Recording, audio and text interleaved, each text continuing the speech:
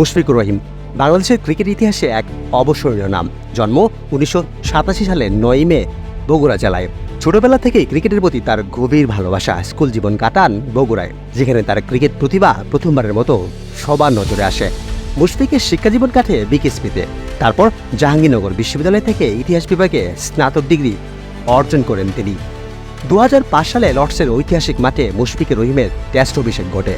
মাত্র 16 বছর বয়সে ইংল্যান্ডের বিপক্ষে এই অভিষেকে তাকে বাংলাদেশের সবচেয়ে কম বয়সে টেস্ট খেলা খেলোয়াড়দের একজন হিসেবে পরিচিত করে। 2006 সালে জিম্বাবুয়ের বিপক্ষে ওডিআইয়ে অভিষেক ঘটে এবং তিনি দ্রুতই নিজেকে দলের অন্যতম প্রধান ব্যাটসম্যান হিসেবে প্রতিষ্ঠিত করেন।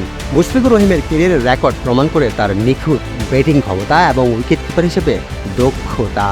টেস্টে তার 5,000-এরও বেশি রান এবং ওডিআইতে 7,000-এরও বেশি রান তাকে দলের অন্যতম সফল ব্যাটসম্যান হিসেবে প্রমাণ করেছে। 2013 সালে শ্রীলঙ্কার বিপক্ষে তার ডাবল সেঞ্চুরি তাকে বাংলাদেশের প্রথম ব্যাটসম্যান হিসেবে এই মাইলফলক স্পর্শ করতে সাহায্য করে।